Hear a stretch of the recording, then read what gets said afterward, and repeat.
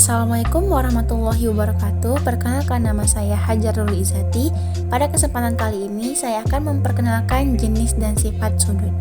Sebelum masuk ke materi sudut, saya akan menjelaskan pengertian singkat dari titik, garis, bidang, dan ruang. Titik adalah elemen dasar dari geometri yang tidak memiliki panjang, lebar, dan tinggi. Selanjutnya garis. Garis merupakan himpunan dari titik-titik yang terdiri dari banyak titik, memanjang kedua arah dan panjangnya tidak terbatas. Selanjutnya bidang. Bidang adalah permukaan datar yang terdiri dari serangkaian garis yang tidak berpotongan. Yang terakhir ruang.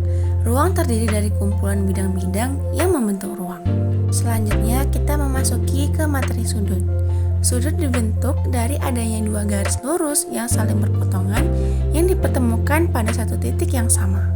Baiklah, sekarang kita sudah memasuki ke materi utama, yaitu jenis-jenis sudut. Jenis-jenis sudut terbagi dua, yaitu jenis sudut berdasarkan besar sudutnya dan jenis sudut berdasarkan letak posisinya. Pertama yang kita bahas adalah jenis-jenis sudut berdasarkan besar sudutnya. Yang pertama adalah sudut lancip. Sudut lancip adalah sudut yang memiliki besaran sudut yang di antara 0 derajat sampai kurang dari 90 derajat. Contoh dari sudut lancip adalah seperti pizza, jepitan jemuran, ujung setrika, dan yang lainnya. Selanjutnya sudut siku-siku. Sudut siku-siku adalah sudut yang memiliki besaran sudut tepat 90 derajat. Contohnya ujung sisi lemari, jam menunjukkan jam 3, ujung buku, dan lainnya. Yang ketiga adalah sudut tumpul. Sudut tumpul memiliki besaran sudut lebih dari 90 derajat dan di bawah besaran sudut 180 derajat. Contohnya seperti bumerang, kursi pantai, tongkat hoki, dan yang lainnya. Nah, yang keempat ada sudut lurus. Sudut lurus adalah sudut yang memiliki besaran sudut tepat 180 derajat sehingga sudut berbentuk seperti garis horizontal. Contohnya seperti pena, dinding, jam menunjukkan jam 6, dan yang lainnya. Yang kelima ada sudut refleks.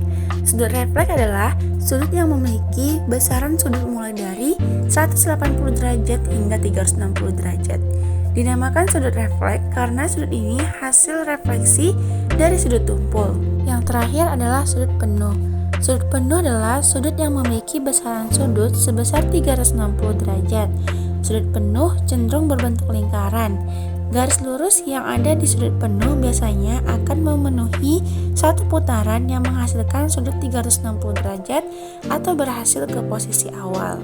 Materi selanjutnya adalah jenis-jenis sudut berdasarkan letak posisinya. Yang pertama, sudut bersebelahan.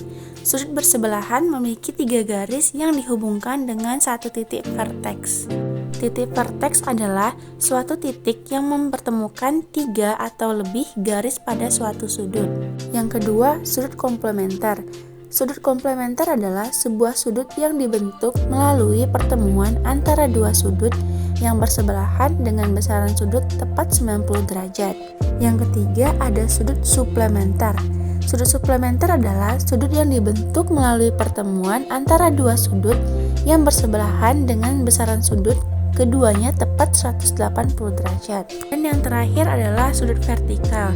Sudut vertikal memiliki dua sudut. Sudut vertikal dihasilkan dari dua sudut yang dipertemukan dengan saling bertolak belakang. Dan materi terakhir adalah sifat-sifat sudut. Sebelum masuk ke sifat-sifat sudut, di sini ada dalil sudut. Nah, dalil sudut ini terbagi menjadi dua. Yang pertama adalah dalil kesejajaran. Diberikan garis dan titik yang tidak pada garis. Terdapat tepat satu garis melalui titik yang sejajar dengan garis yang diberikan. Selanjutnya yaitu dalil sudut bersesuaian. Jika dua garis sejajar dipotong oleh garis lain, maka pasangan sudut yang bersesuaian disebut dengan kongruen. Nah, selanjutnya kita masuk ke sifat-sifat sudut.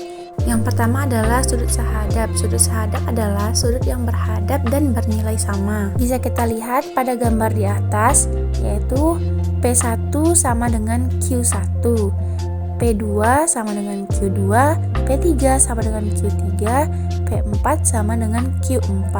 Selanjutnya, sudut bertolak belakang. Sudut bertolak belakang adalah sudut yang saling membelakangi, seperti sudut P3 bertolak belakang dengan sudut P1 dan sudut P2 bertolak belakang dengan sudut P4.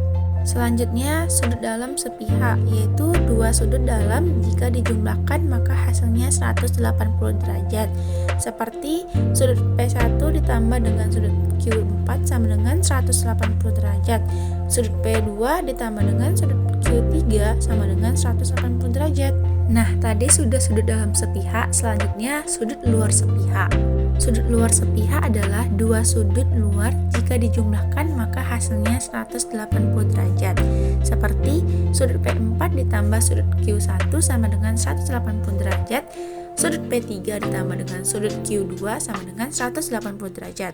Selanjutnya adalah sudut dalam berseberangan, yaitu dua sudut dalam yang saling berseberangan, seperti sudut P1 berseberangan dengan sudut Q3 dan sudut P2 berseberangan dengan sudut Q4.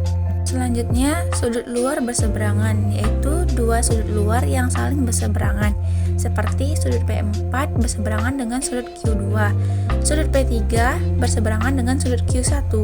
Nah, yang terakhir adalah sudut berpelurus, yaitu sudut yang memiliki besaran sudut 180 derajat atau sudut yang berbentuk lurus. Seperti sudut P4 ditambah sudut P1, P1 ditambah P2, P2 tambah P3, P3 tambah P4, Q4 ditambah Q1, Q1 ditambah Q2, Q2 ditambah Q3, dan Q3 ditambah Q4. Sekian penjelasan tentang materi jenis dan sifat sudut. Saya undur diri, terima kasih.